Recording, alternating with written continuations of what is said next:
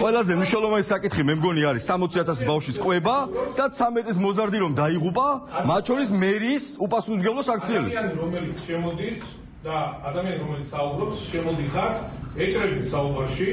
თქვენ მზად ხართ საჯაროდ ამას ასაუბროთ ბატონო კახები. ანუ ტელევიზიებთან ერთად მიპასუხებ, თუ მიპასუხებ დაგელოდები და თუ გამბედაობა არ გაქვს, გავალ თქო გეტყვით რა თქმა უნდა დაცვა. ანუ შემოვა ტელევიზიები თქო.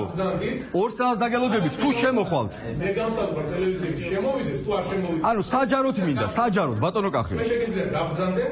მე არ მინდა თქვენთან დახურ კარts მიღმა, არ ვაპირებ არაფერ თათბირს. აი ის რაც თქვენ დაწერეთ.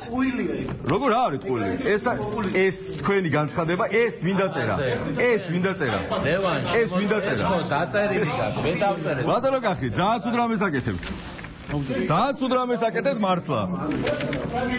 არა, არც ვაპირებ ეხა ჭიდაობას, მით უმეტეს დაცვასთან. უბრალოდ გასაგებია რომ არ გაქვთ პასუხი ამაზე.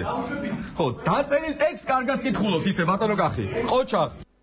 დედაქალაქის მერი, რომელიც დაწერილს კითხულობს, ხოლო მათ შორის უზრდელობებსაც დაწერილს წაიკითხავს ხოლმე, ჩვენ საჯაროდ მოვთხოვეთ, აქვს თუ არა მას გამბედაობა, რომ 60,000 ბავშვს რომ უხარისხოთ კვებავენ და ეს თავად დაწერეს და ეს ხაბეშუც არ მოუგონია, აი ამაზე რა პასუხს აძლევს თბილისელებს, იმ ბავშვების მშობლებს, რომლებსაც უხარისხოთ კვებავს და ეს დაწერა თავად. კითხე თუ აქვს გამბედაობა, epasukha საჯაროდ. ასევე მნიშვნელოვანია 13 წლის მოზარდი, რომელიც დაიღუპა 17 მეტრიანი უკანონო თხრილი რომ იყო გათხრილი და დედაქალაქის მერიამ თქვა რომ თურმე ახლა დააჯარიმებს 3,000 ლარი და 3,000 ლარით რომ ბავშვს აღარაფერი არ ეშველება, მე მგონი ყველასთვის გასაგებია, ხო?